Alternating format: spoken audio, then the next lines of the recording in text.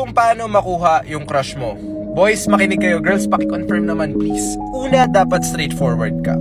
Sabihin mo kung gusto mo yung tao. Huwag ka nang magpatorpe-torpe pa, huwag ka nang magpaligoy-ligoy pa dahil mauunahan ka lang pagpabagal-bagal ka. Kaya kung gusto mo, sabihin mo na, huwag mo nang patagalin, okay lang yan. Pangalawa, confidence is key.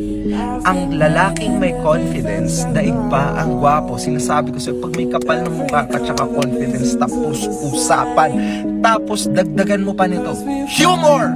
Humor. Isipin mo na lang, pag may humor ka, napapatawa mo yung babae. Pag napapatawa mo yung babae, masaya siya.